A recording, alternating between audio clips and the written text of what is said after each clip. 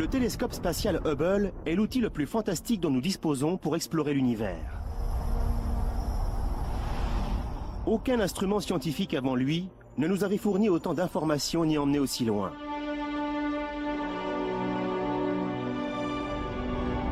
Positionné au-delà du voile déformant de l'atmosphère terrestre, Hubble voit ce que nous ne pouvons voir. Puis, à l'aide d'une large palette de couleurs, il nous restitue des images d'une précision inégalée.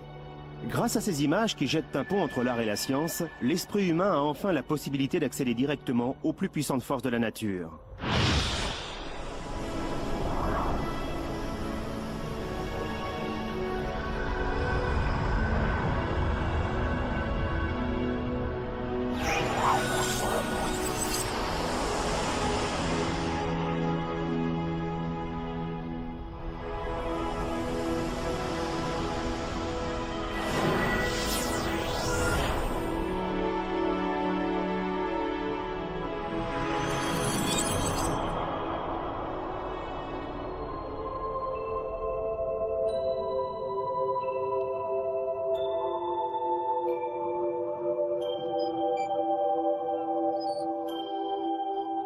Depuis toujours, la voûte céleste est pour l'homme une source infinie d'émerveillement et de curiosité.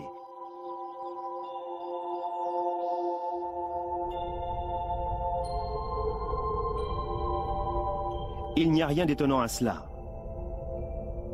Les étoiles, les planètes et autres objets de l'univers ne demandent qu'à être observés.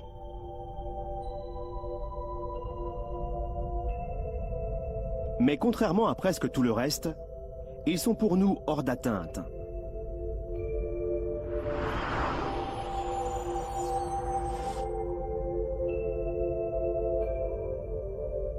Pour nos ancêtres, la voûte céleste était un lieu surnaturel, un lieu qu'ils ont fini par peupler d'animaux mythiques et de divinités.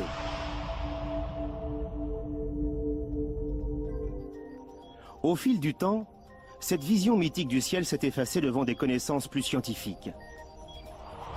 Mais les étoiles demeuraient toujours aussi mystérieuses et lointaines.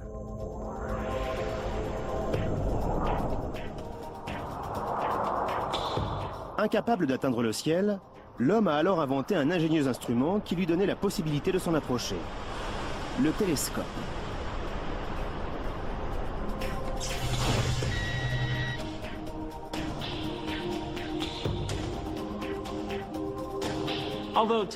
Même si la taille et la complexité des télescopes actuels varient, le principe sous-jacent est toujours le même. Un télescope est avant tout un instrument qui grossit les objets. Grâce à des miroirs ou à des lentilles, souvent les deux, les objets éloignés paraissent plus proches. Le télescope peut ainsi révéler des détails de notre univers qui restent invisibles à l'œil nu. Chose tout aussi importante, cet instrument agit comme un entonnoir avec la lumière. Il est plus large à une extrémité et son diamètre va progressivement en rétrécissant afin de concentrer une quantité de lumière bien supérieure à celle que notre minuscule pupille peut percevoir. Voilà la raison pour laquelle les objets sombres paraissent plus lumineux et ceux trop petits pour être aperçus émergent du néant.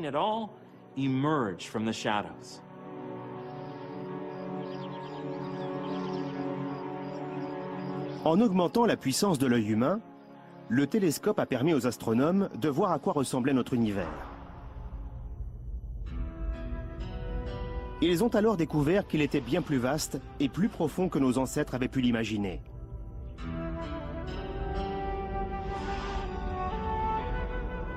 Ce n'est qu'après l'invention du télescope que l'homme a pu se rendre compte que la Terre n'était qu'une planète parmi beaucoup d'autres et que notre Soleil n'était quant à lui qu'une étoile dans une galaxie que l'on a baptisée la Voie lactée.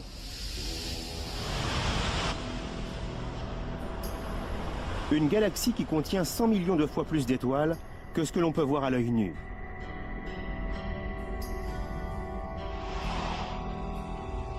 Grâce au télescope, l'homme a ensuite découvert que la Voie lactée n'était qu'une galaxie parmi des milliards d'autres. Ce sont de grands archipels de matière et de lumière qui dérivent dans un océan cosmique aussi vaste que sombre.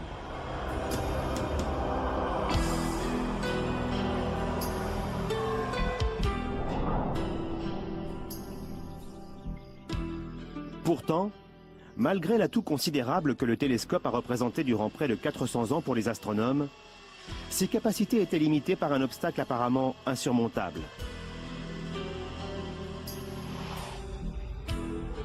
Lorsqu'on observe le ciel depuis la Terre, l'atmosphère forme un voile capricieux entre nous et le cosmos. Elle évolue sans cesse et l'observation des objets célestes dépend très fortement des conditions météorologiques.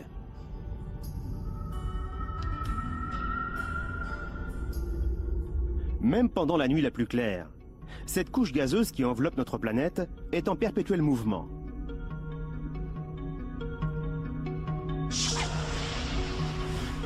Cette constante instabilité courbe et déforme la lumière provenant des étoiles et des galaxies.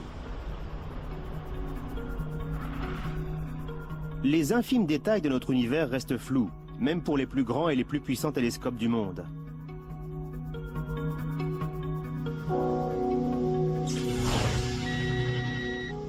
Si on pouvait d'une quelconque façon échapper aux effets pervers de l'atmosphère, l'observation de l'univers s'en trouverait facilitée. Ce serait le plus grand bond en avant réalisé depuis l'invention du télescope.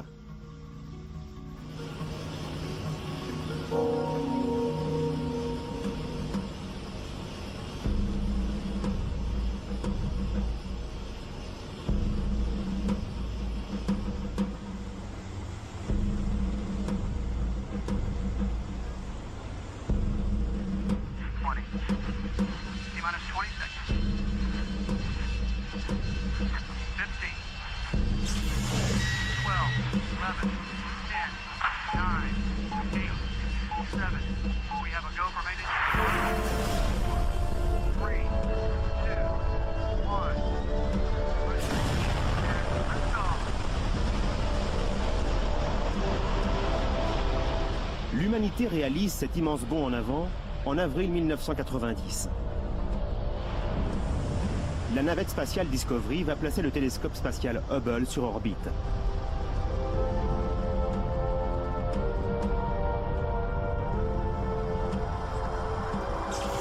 Lots of clearance. Coming starboard nicely. A little bit more. Après des années de construction, ce télescope a été baptisé en l'honneur d'Edwin Hubble, le célèbre astronome américain qui a démontré le premier l'existence des galaxies et l'expansion de l'univers. Okay, Charlie. Avec un grand télescope libéré pour la toute première fois des contraintes liées à l'atmosphère, les astronomes espèrent pouvoir réaliser des découvertes dignes de celles du scientifique qui lui a donné son nom.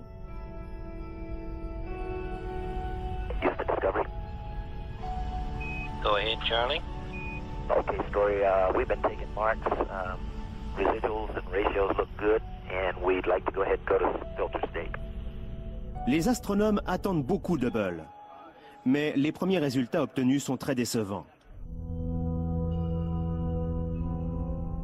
Quelques jours après le lancement, ils constatent que la résolution des images est très insuffisante.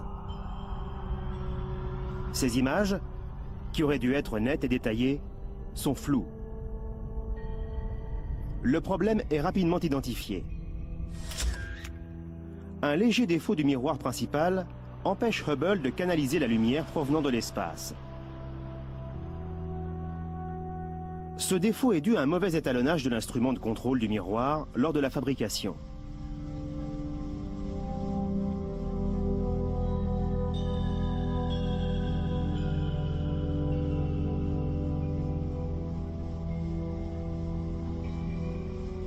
Personne ne l'a remarqué jusqu'à ce que Hubble soit placé sur orbite. Heureusement, la situation n'est pas totalement désespérée. En effet, une fois le défaut parfaitement analysé, les ingénieurs vont réussir à mettre au point des miroirs correcteurs. C'est l'équivalent en astronomie de lentilles de contact. Et le résultat est spectaculaire.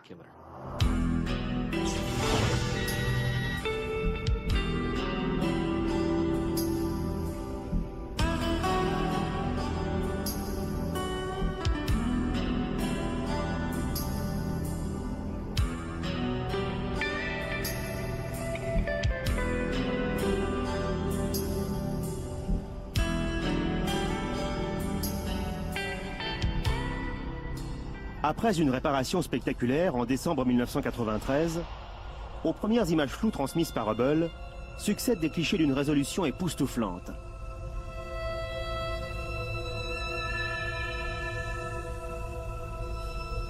Ces images ne sont pas seulement de bonne qualité, ce sont les plus nettes et les plus détaillées de l'histoire de l'astronomie.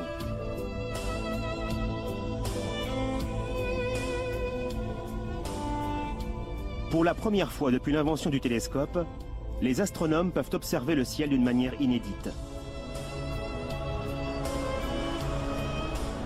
Il va bouleverser à jamais notre conception de l'univers et nous offrir des clichés d'une beauté stupéfiante.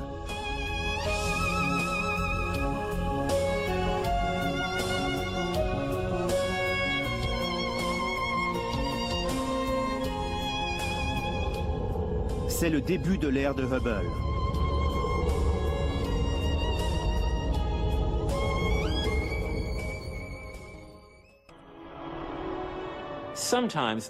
La véritable puissance de l'art s'explique parfois par son aptitude à nous révéler le côté extraordinaire d'un objet ordinaire. Dans l'univers, il n'y a rien de plus ordinaire que la mort d'une étoile. Mais quand on l'observe à travers le télescope spatial Hubble, cet événement insignifiant devient un spectacle d'une beauté incomparable et un hymne à la Renaissance.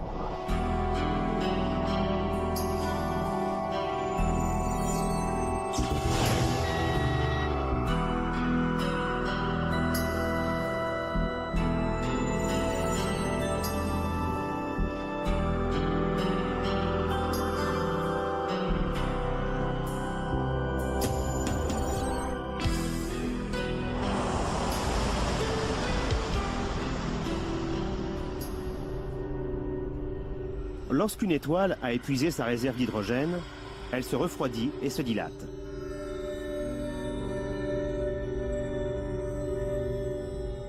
Elle expulse son enveloppe externe dans l'espace. Là, l'enveloppe va former une bulle de gaz lumineux en expansion.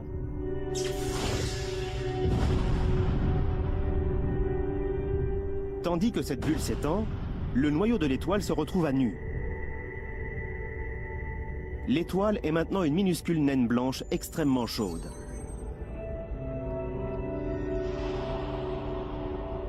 L'intense rayonnement qu'elle émet fournit de l'énergie à l'enveloppe de gaz en expansion, qui prend alors l'apparence d'une fleur lumineuse.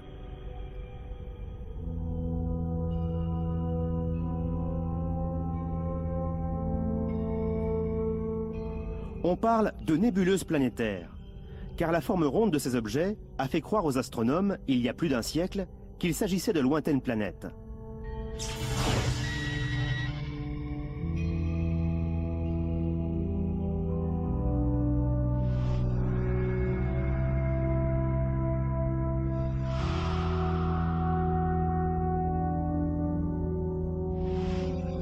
Pour Hubble, une nébuleuse planétaire offre bien plus qu'une occasion d'étudier les derniers moments de la vie d'une étoile.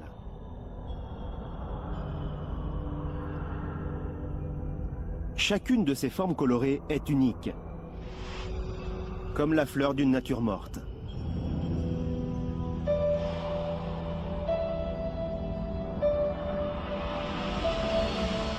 Parmi tous les objets de l'univers figurant dans la collection d'Hubble, les nébuleuses sont sans doute les plus beaux et les plus surprenants.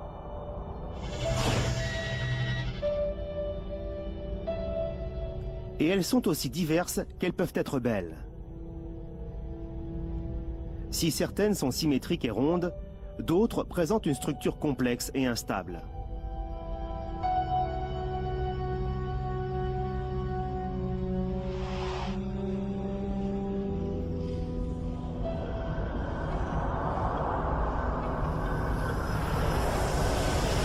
Hubble réalise à présent un plan rapproché de l'un des plus beaux exemples. Cette nébuleuse planétaire ressemble à un nœud papillon.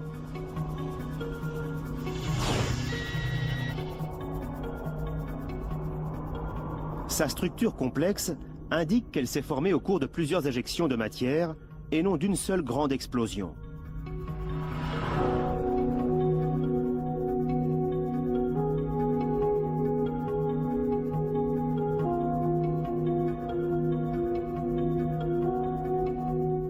C'est aussi le cas de la nébuleuse de l'œil de chat. Les astronomes essaient encore d'imaginer la succession des événements à l'origine de cet objet si inhabituel.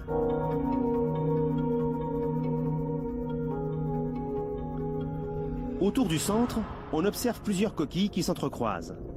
Elles ont été éjectées de l'étoile durant ce dernier millénaire.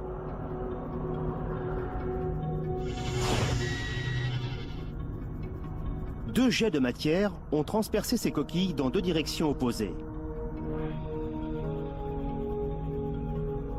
Ces structures se trouvent à l'intérieur d'une succession de coquilles concentriques plus vastes qui ont été libérées il y a plusieurs milliers d'années et qui constituent à présent l'enveloppe externe de l'œil de chat.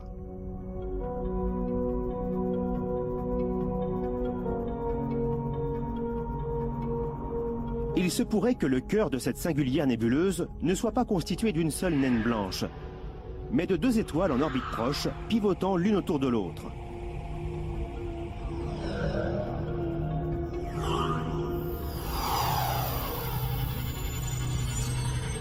L'idée qu'une deuxième étoile puisse modifier la forme d'une nébuleuse planétaire est déjà apparue lors de l'étude d'un autre cas frappant.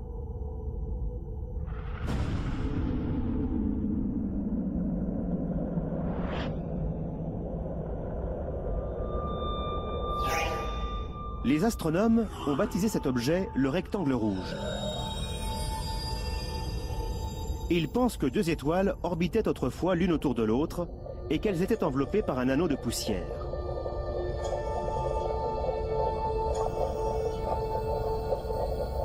Arrivée en fin de vie, l'une d'elles a commencé à éjecter ses couches externes dans l'espace et l'anneau s'est transformé en une bande de poussière qui oblige la matière à passer à travers deux cônes étroits plutôt qu'une coquille sphérique.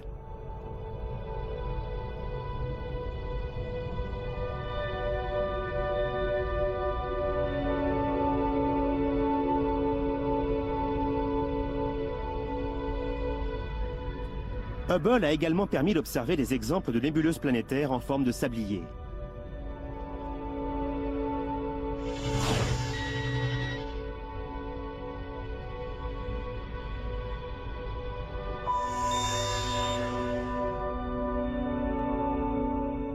La cause de cette forme n'est peut-être pas toujours la même.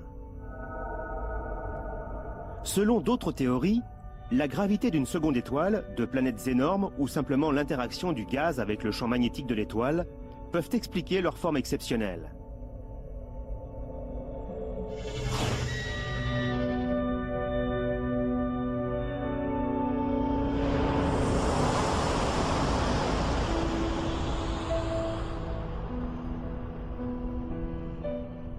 Aujourd'hui, les astronomes se concentrent sur les nébuleuses les plus grandes et les plus lumineuses pour tenter de comprendre leur structure et la façon dont elles se sont formées.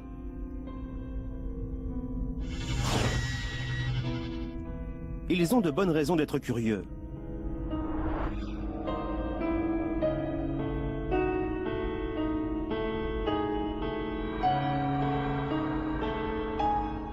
Une nébuleuse planétaire offre un joli spectacle, mais son plus grand intérêt réside dans la nature de la matière qu'elle libère dans l'espace.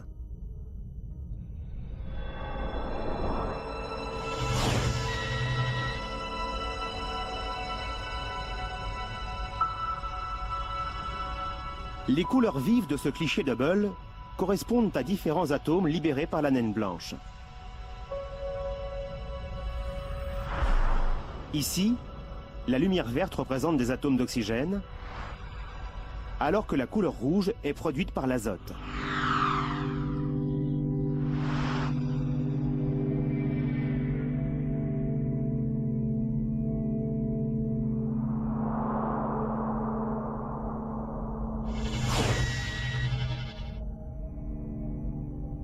Les coquilles constituées de débris d'étoiles ne contiennent pas seulement des atomes, c'est-à-dire les briques élémentaires de la matière. Elles produisent aussi des molécules, des combinaisons d'au moins deux atomes, notamment des molécules indispensables à l'apparition et au développement de la vie. Les scientifiques pensaient autrefois que ces molécules étaient détruites par l'intense rayonnement de la naine blanche située au cœur de chaque nébuleuse. Mais grâce à Hubble, les astronomes ont découvert que ce n'était pas le cas.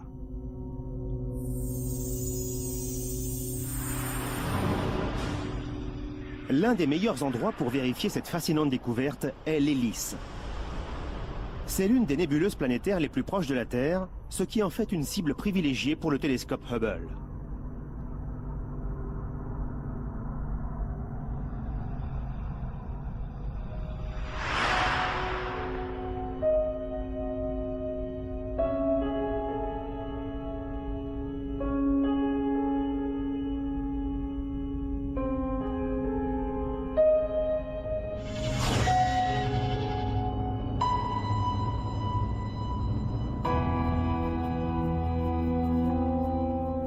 Le problème avec cette nébuleuse, c'est qu'elle est immense.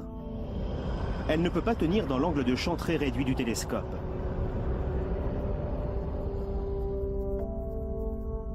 Pour réaliser un panorama complet de la nébuleuse, Hubble a été contraint de prendre de nombreux clichés qui ont ensuite été assemblés pour former une grande mosaïque. Il n'était pas prévu au départ de consacrer autant de temps à l'étude d'un unique objet. Mais il y a quelques années, l'arrivée d'un nuage de météorites a obligé les ingénieurs à placer le télescope en mode protection. Afin que son miroir primaire ne soit pas endommagé par des météorites, ils l'ont fait pivoter de 180 degrés. Il s'est ainsi retrouvé braqué sur la même région du ciel pendant plusieurs heures. Par chance, la nébuleuse de l'hélice se trouvait justement à cet endroit.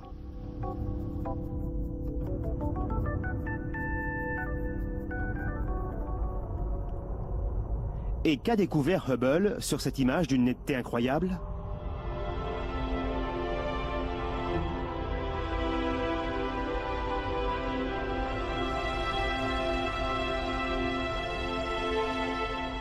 Comme d'autres nébuleuses, elle est constituée de différentes structures emboîtées les unes dans les autres.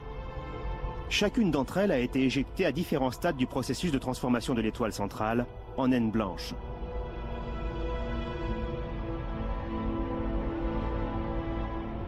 Cette nébuleuse est si proche de nous que les astronomes peuvent facilement observer les détails de ces structures et ainsi mieux comprendre comment elles se sont formées.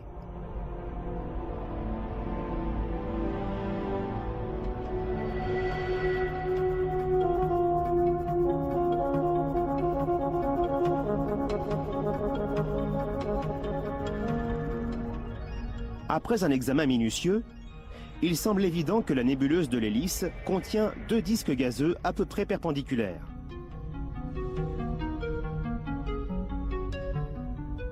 Cette reconstitution nous montre à quoi pourrait ressembler la nébuleuse vue sous un autre angle. Les deux disques apparaissent plus clairement. Mais il est difficile d'expliquer exactement pourquoi ils sont disposés de cette façon. Il se pourrait, comme dans bien d'autres cas, que le cœur de l'hélice soit en réalité constitué de deux étoiles, ce qui pourrait avoir modifié la structure de la nébuleuse au cours de son expansion.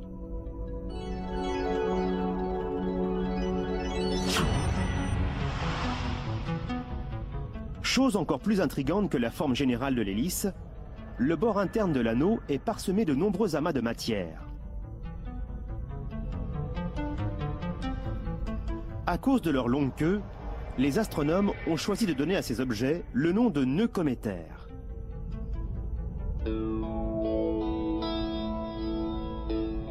Il ne s'agit cependant pas de comètes, car en réalité, ils sont vraiment énormes. Ces amas de matière pourraient être plus denses que ceux qui forment la coquille en expansion de la nébuleuse de l'hélice. Ces amas apparaissent progressivement, à mesure que le vent puissant de l'étoile centrale repousse les limites de la nébuleuse.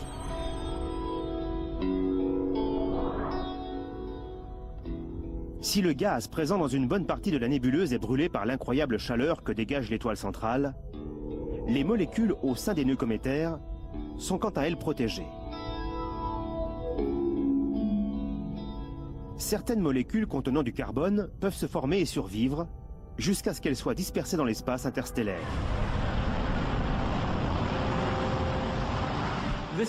C'est pour cela que des objets comme la nébuleuse de l'hélice peuvent être qualifiés de véritables fleurs cosmiques.